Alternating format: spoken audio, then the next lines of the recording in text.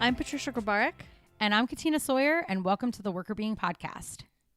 So today, Katina, you've got an article for us. What's it about? Yes, I do. So my article today is about socioeconomic status and well-being outcomes during COVID-19. So we're going to be talking about how your access to socioeconomic resources, specifically income and education level, impacted or might have impacted well-being during COVID-19. Interesting.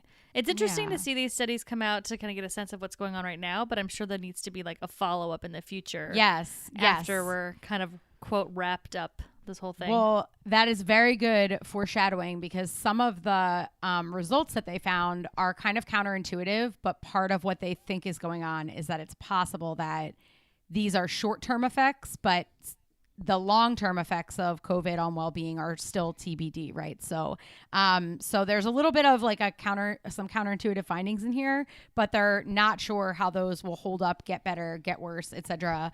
over the course of time. So that's a very good setup for what I think is one of the actual like limitations of the study. Okay, well, interesting. Well, before we dive into that, I am curious to hear all these results. Let's just check in with us, though. How are you doing? What's going on?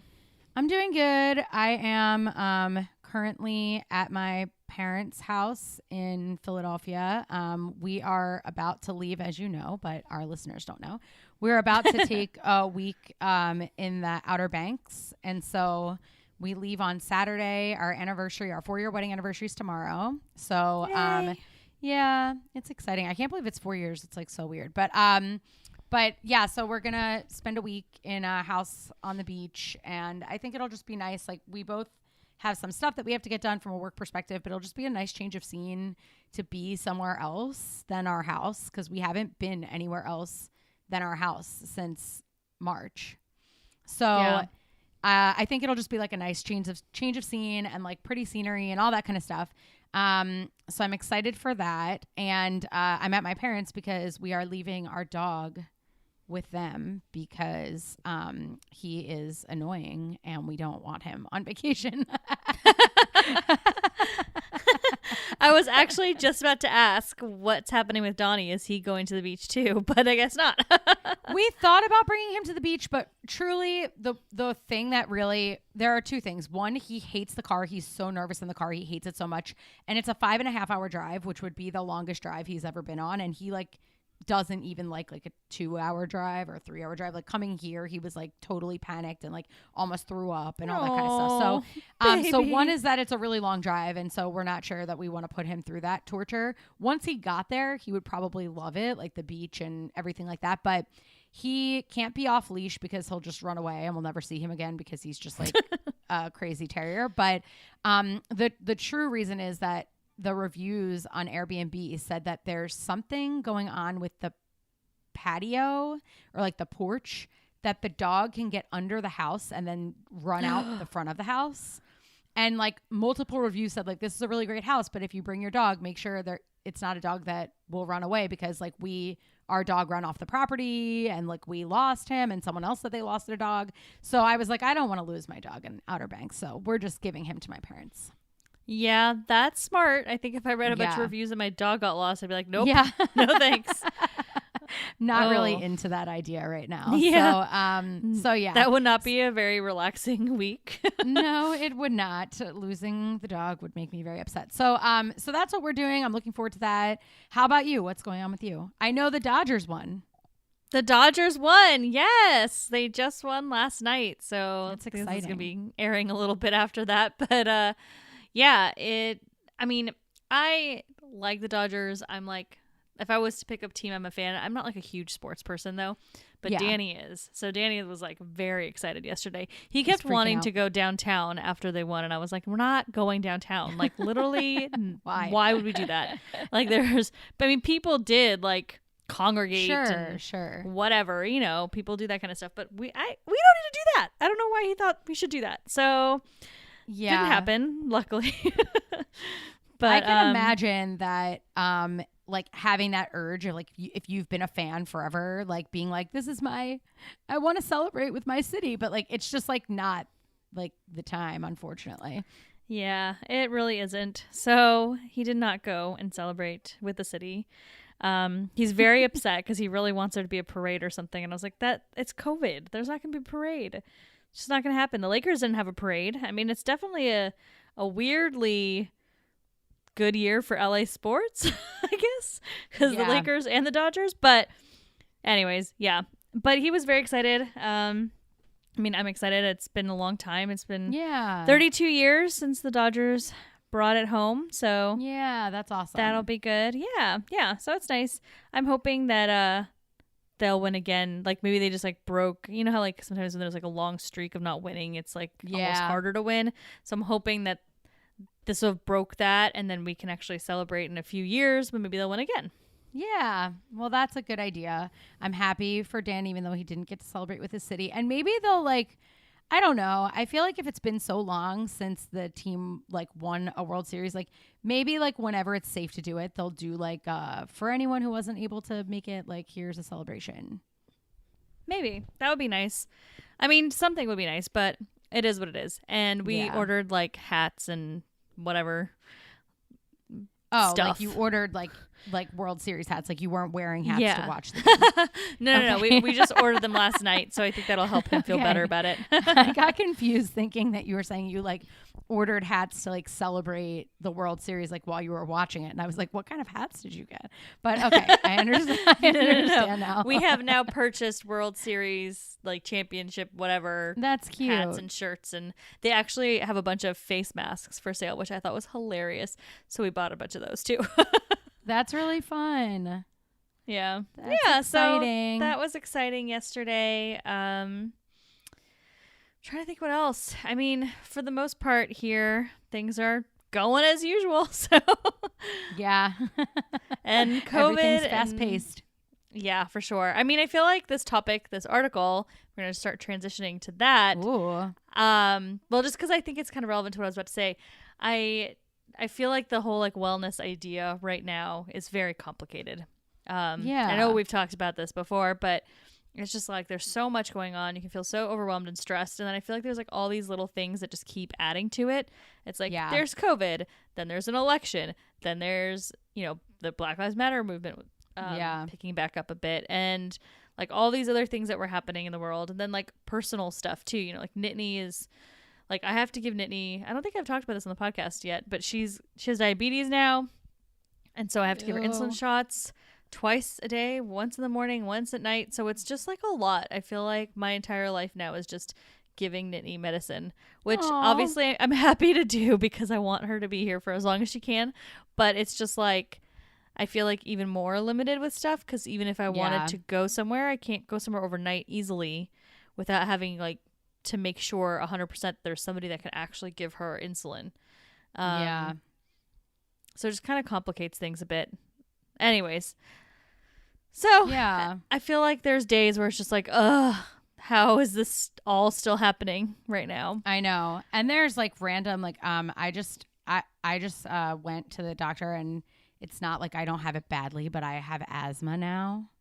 And so like it was a weird time to like start developing asthmatic symptoms during COVID. Like I was like, what's happening to me? I can't breathe. But it only is really when I'm like sleeping, which I guess is common. And I didn't know that like, I didn't know that either. Yeah. Like it's bad when I lay down and when I first wake up and like, if I take a nap or something, like as I wake up from it, I'm like wheezing and stuff.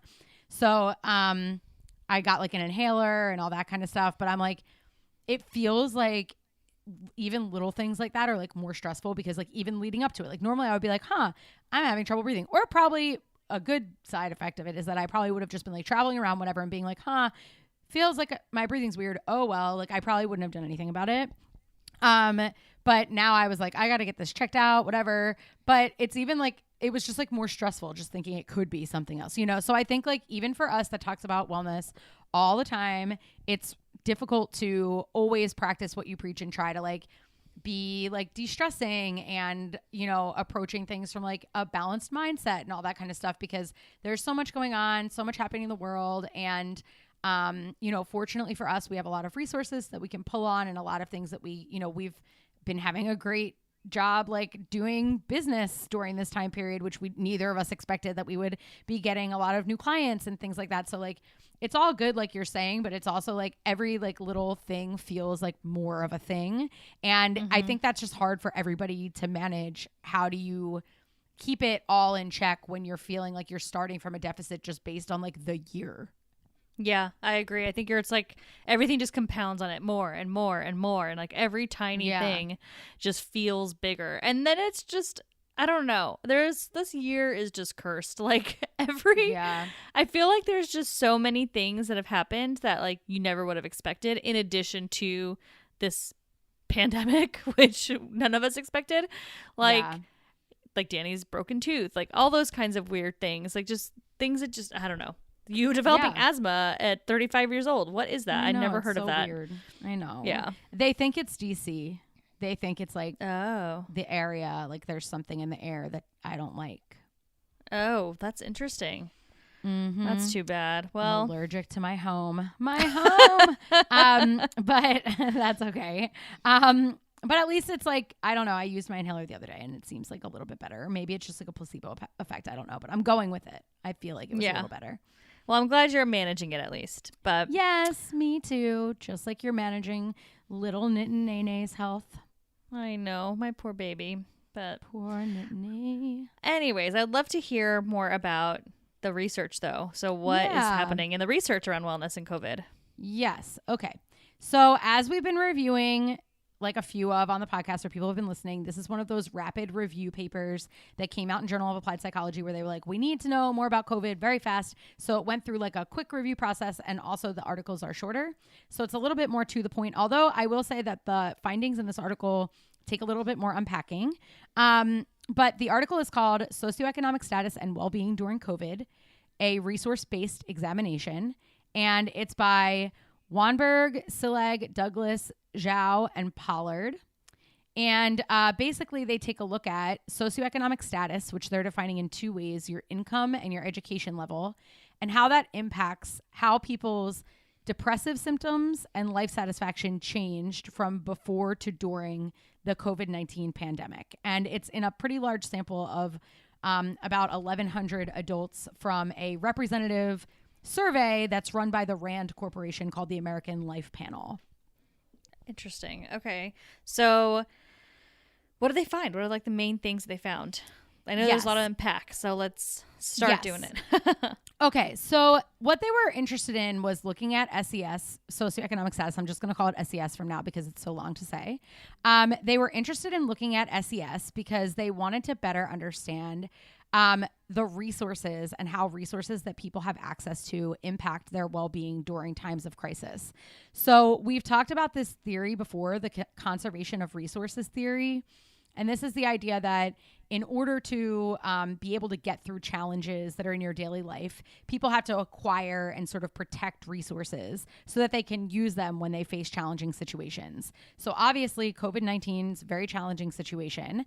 And individuals that have higher personal resources banked should ostensibly do better in the well-being category. And so one set of hypotheses that they basically put out there is, if you're going into COVID with more resources, you're going to fare better.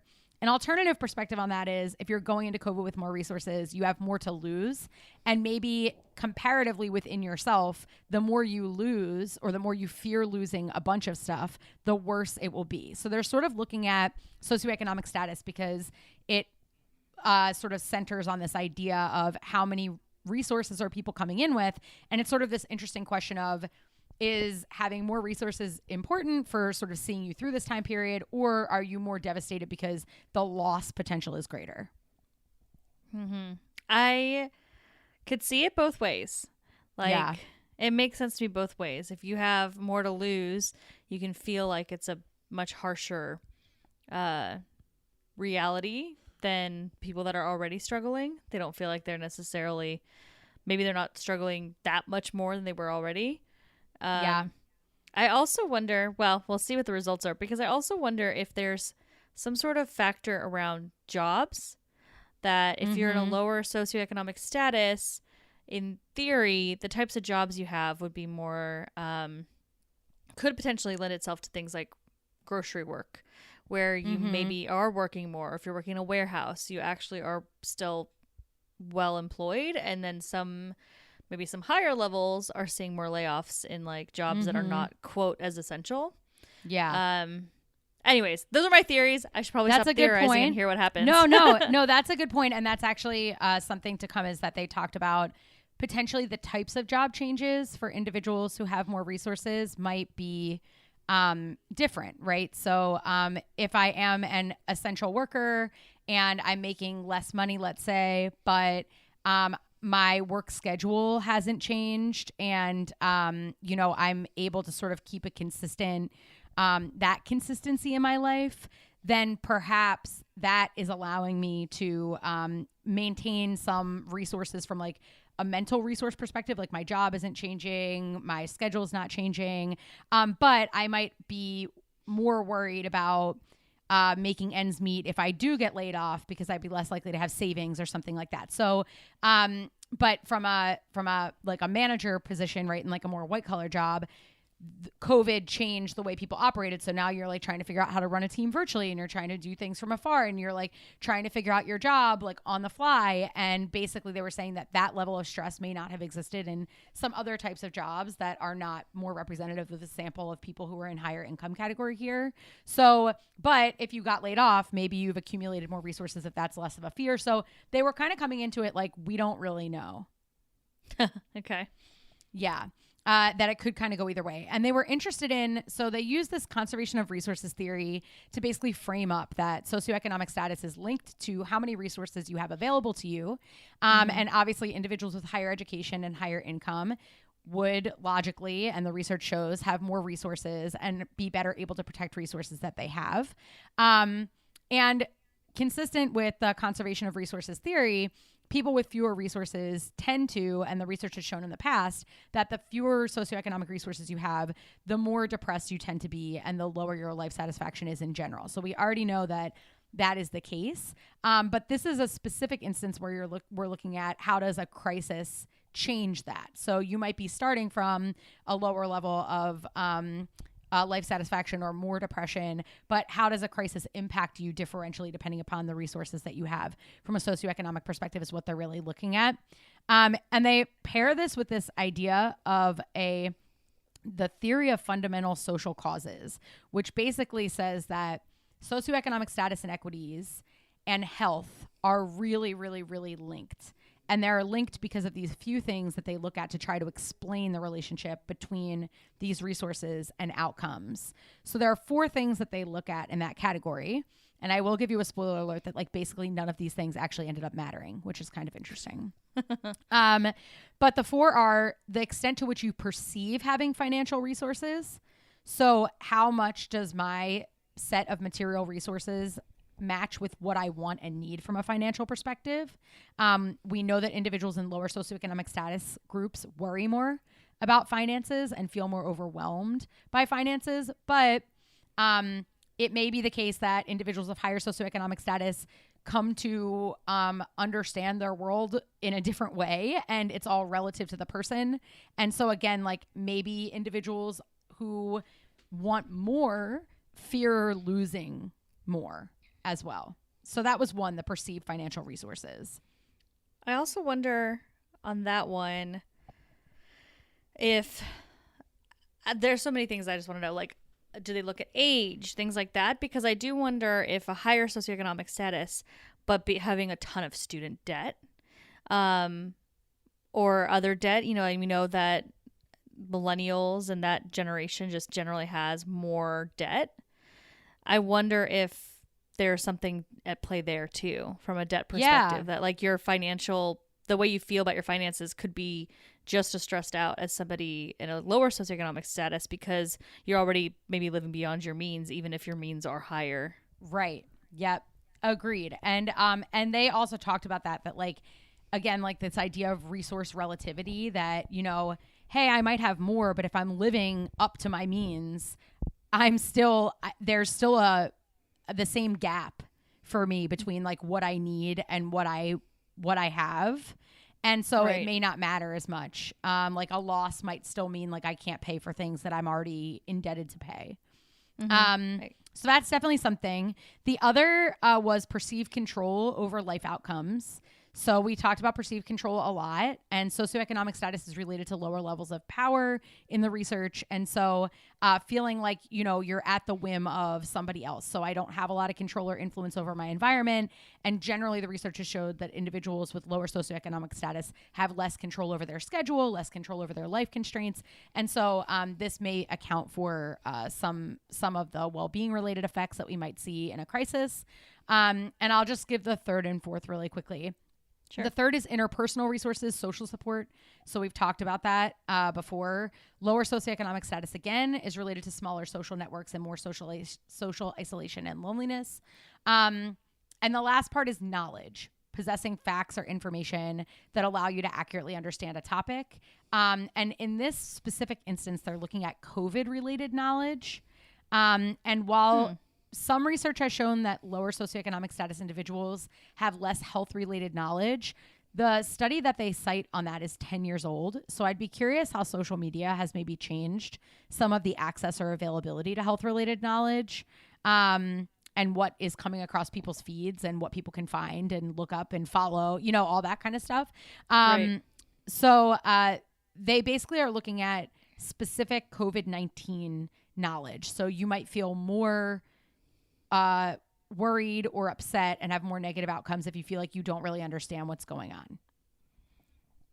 Okay. So that one's a really interesting one to unpack, because I'm also wondering how things have changed from, I know we live in the post-truth era, right? Like the whole fake news situation debacle, if you will. So there's a lot of there's a lot of misinformation out there too. Yeah. So I'm starting, and it's specifically about COVID. So I'm wondering if there's like, if some of the reasons why they're not finding anything is because like it doesn't, depending on your political beliefs or the types of media you consume or the circles you're in, maybe socioeconomic static. I'm just gonna say SES too. I can't. It's kind of hard to say. I know.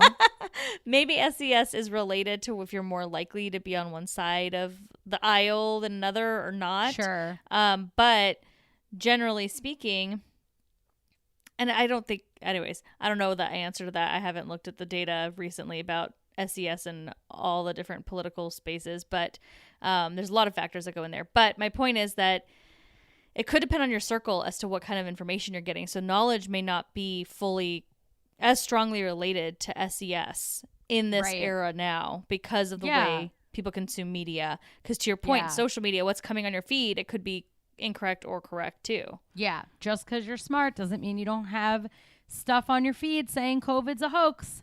So that's true. And actually, interestingly, the knowledge piece was one of the ones that worked a little bit better of the four. So we'll talk about that too. So basically, in the study, they looked at, okay, is socioeconomic status associated at all with these depressive symptoms or life satisfaction during the pandemic? Is it associated with these things because of perceived financial resources, perceived control, interpersonal resources, or COVID-related knowledge? And then they also looked at the extent to which there was a larger increase in depressive symptoms or a larger decrease in life satisfaction from before to during COVID-19 for lower versus higher socioeconomic status individuals. And again, that's where they had these like competing hypotheses, like, well, maybe it's the case that it will be larger for individuals who have higher socioeconomic status because they feel like there's more to lose, but maybe the change will be greater for people with lower socioeconomic status because they have more to worry about, right? Or like their needs are more acute. Okay, so now I feel like we've talked about the different ideas. I really want to know what happened. Yes. Okay. So as I mentioned, they looked at this pre-collected data set that the RAND Corporation collects. And I guess they collect it on a regular basis usually. And it's called the American Life Panel. I'm guessing that it's publicly available if anybody wants to use it. I'm guessing that it's probably something that you could request to use at some point. But they looked at this at 2 time points, a before COVID time point and a during COVID time point. So they had data that had been collected by RAND just like randomly, like, hey, this is our normal survey. And then they had another panel that was collected during COVID. So they're able to look at time 1 and time 2. So, and as I mentioned before, they had like a fairly large sample. So, okay, what did they find? So first of all, it was demonstrated at a base level that depressive symptoms during COVID-19 overall across all groups.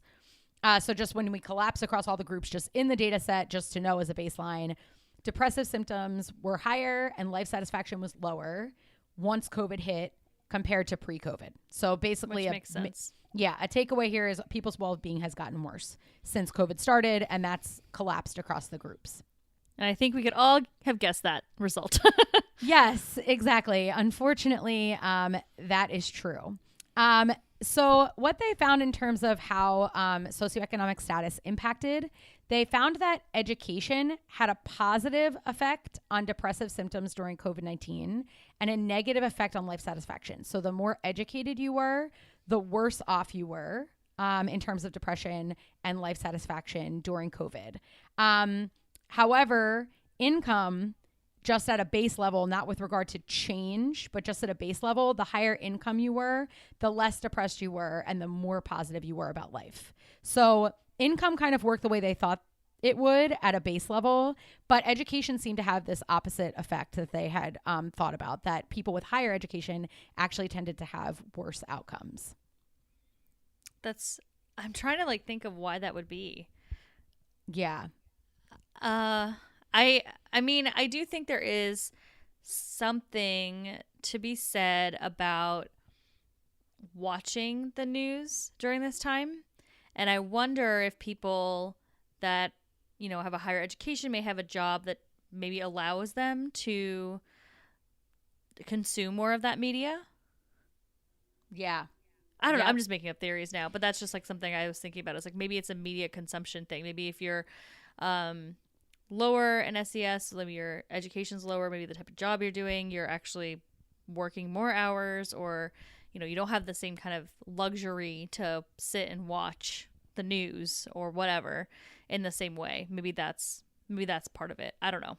Yeah. So they found that education was positively related to COVID-related knowledge. So people with higher education did know more.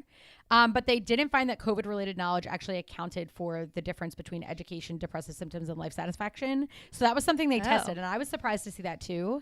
One thing that they talked about was that perhaps people with a higher level of education felt like the jobs they were in were more niche. And so like if they got laid off or if they were worried about that they might feel like, oh, how am I going to find a job that's going to be the same as the job that I have? Which seems a little counterintuitive. Like I don't know that that's quite the right explanation, but that's one of the things that they put out there, was that maybe when you have a higher level of education and you're concerned about what this means for your job, that individuals with higher education might feel like they want to find a similar job to the one that they're in, and they're not sure that they'll be able to. I find that funny that it's coming from like IO psychologists writing that, because we do have very niche jobs. So I do think that true. Might be true for our field, but I don't know if that's true across for everybody. The board of education. Right. Yeah. Right. And I should also mention that when they're talking about high levels of education, they're talking about a bachelor's degree here, is like a higher level of education. So the folks that wrote this paper would be like in another part of the chart, which I will talk a little bit about. Okay. So they're even like further into a different field than what is even considered high education within this sample. So I think that this is just kind of like preliminary. Like we're not really sure, but it seems that if you were a higher level of education, you're doing worse during COVID in terms of your well-being compared to those who weren't. If you're a higher level of income, you're doing a little bit better. However, when we look at the change related pieces, of what happened when individuals actually pre and post who changed the most. The interesting thing is that individuals with higher versus lower education reported a larger increase in depressive symptoms and a larger decrease in life satisfaction. And income did not have significant total effects on change. So it doesn't seem like income is mattering, but education is, which is kind of interesting. That is really interesting. Yes. And so there are a couple of things going on here that are a little bit complicated that we won't get into, but the basic takeaway is that education seems to be emerging as something that's really important here. And income, while income boosts your overall outcomes, it's not really related to the amount of change that you experience, but education both has a negative impact, or higher education both has a negative impact on your outcomes, and then also has a bigger change associated with it than the change that you would experience if you had lower level of education. So bigger change in the wrong direction. Exactly. Correct. Yes. And everybody got worse. It's just like you got more worse if you were at a higher level of education. That's so fascinating. So I do wonder if it's some of what we talked about before with the types of jobs that, and the way the jobs have changed. I mean, I know a lot of like kind of entry level roles and like restaurant roles and retail roles. There have been changes, and you know, some of those positions were eliminated in a lot of places. But I do think that the positions that remained. So if you're cooking in a restaurant for takeout, that hasn't changed. That maybe it hasn't changed as dramatically. Right. So I wonder if it is that change factor that you were talking about. Yeah, and they also looked at whether some of this was accounted for by job loss, and it wasn't. So there's something about like even just like fearing losing a job or the job changes that were happening, something like that. So I think you're right. It's like in the realm of what has changed potentially about my position. And just so you know, because I mentioned those mediators, those 4 things that we talked about didn't really matter that much.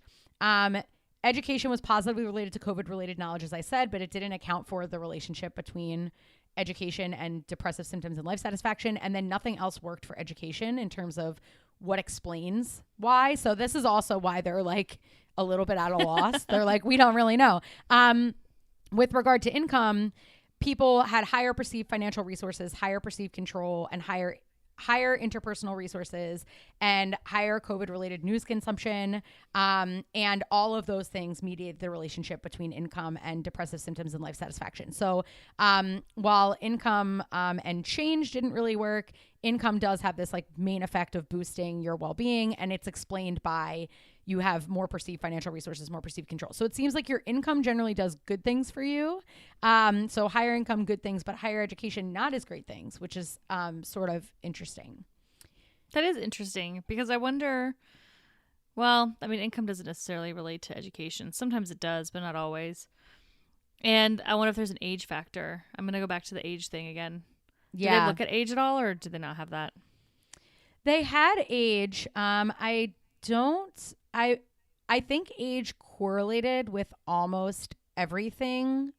But like very small, like very, very small. So like I'm looking at it right now. So it was like correlated negative 0.01 with depressive symptoms and positive 0.01. So like really only 1% of your depressive symptoms is captured by age, basically. So like you're a little less depressed the older you are, and you're a little bit more happy the older you are, but like it didn't seem to be a main factor in the model.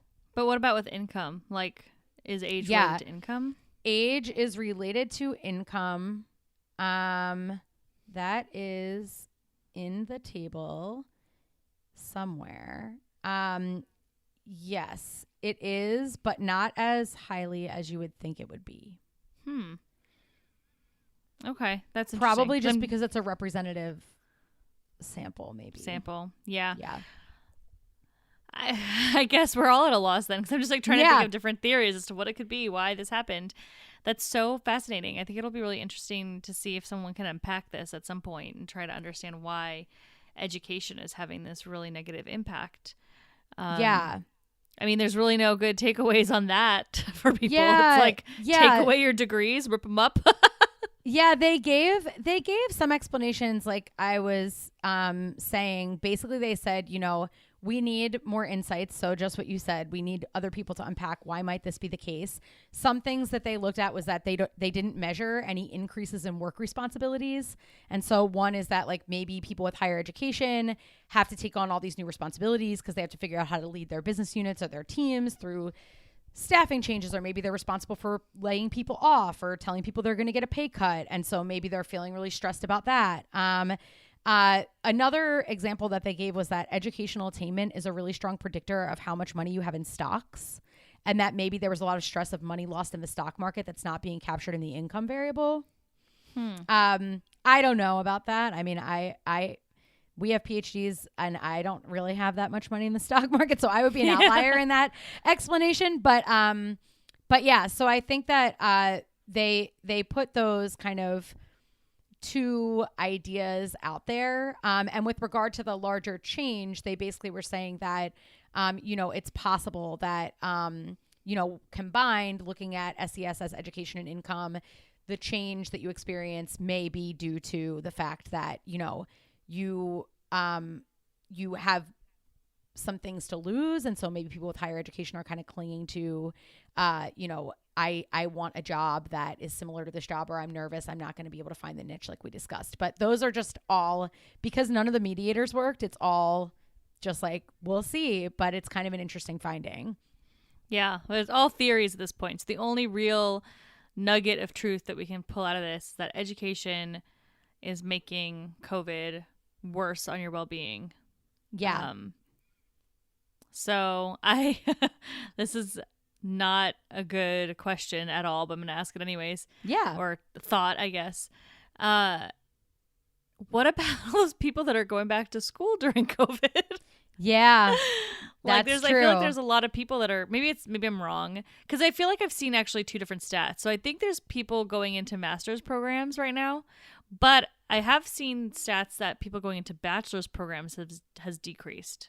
Yeah. Yeah. And I think probably, although I'm not sure about this is like, I'm just totally making this up, but it might be different if you're in the process of attaining an educational degree, because you might view COVID time as a time where you're like making gains. So like that may not have the same, if you're like in advancing your education during this time period, the time period may be serving a different purpose for you than if you already have that level of education and you're looking at COVID as like a disruptor to what you're already doing. Yeah, I think you're probably right. I'm sure that there's something to do with having the education already and being in the workforce that's unique. Versus going through and getting your degree right now. But yeah. And I'll add just like a couple other things just to like wrap up the findings. So like everything's transparent.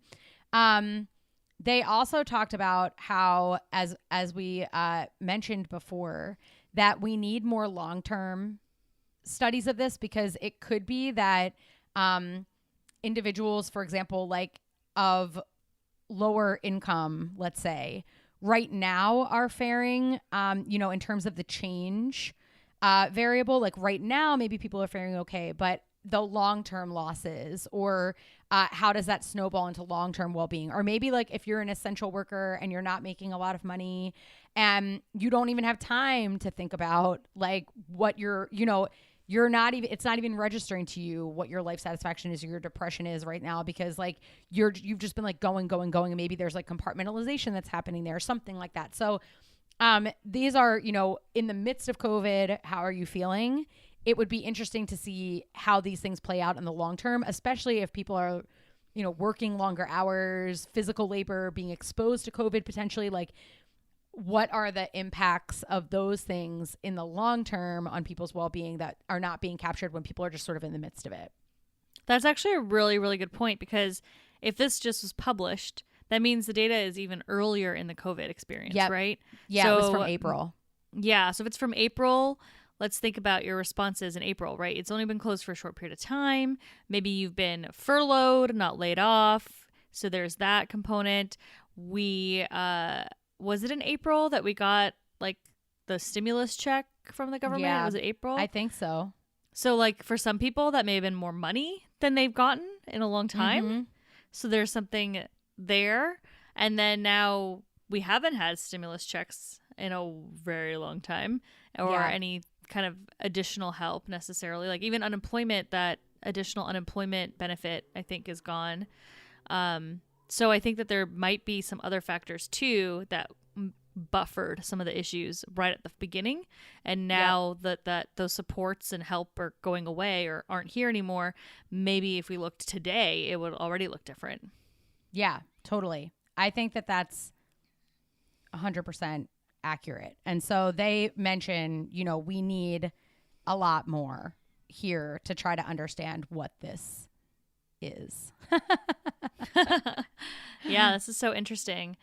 It is interesting to do these articles and to talk about these concepts and thoughts, and hopefully for everybody listening, it's interesting since there's obviously not a clear takeaway, but I think it's important to kind of keep ourselves thinking about what's going on around us in this current environment. And as we were talking about earlier, when we're talking about our personal experience, we probably need to be just generous and kind to each other as we're all dealing and coping with these issues. As you mentioned, all the depressive symptoms increased regardless. It was just that education made it worse. So everyone's dealing with it regardless of where you stand. So I think it's important to just treat each other well as we can with everything happening. Yeah, everyone is, you know, not doing better. Everyone's doing worse. So being kind to everyone. And I think also not necessarily assuming that people who have more education are necessarily like the most, you know, well-educated people on your team. And that correlates with position, right? So are just like, they're probably fine, right? And that's not to say to discount, you know, lower educated workers. That's to say everybody should be paid attention to during this time period, because just because someone has more resources doesn't mean that they're doing better. Mm-hmm. Well, thank you so much for sharing this. This is super interesting. I am excited to revisit this topic when new research comes out in the future so we can see what plays out. But yeah, I think this is a great start in this research endeavor. I agree. Well, thank you everybody for listening. Really appreciate it. Love to hear your thoughts, questions, concerns. Maybe you have better theories than us around why this is the case with education. Let us know. Email us at contact@workerbeing.com. You can find us on our website, workerbeing.com. And you can also find us on social at workerbeing on LinkedIn, Instagram, Facebook, and Twitter. Thanks for listening.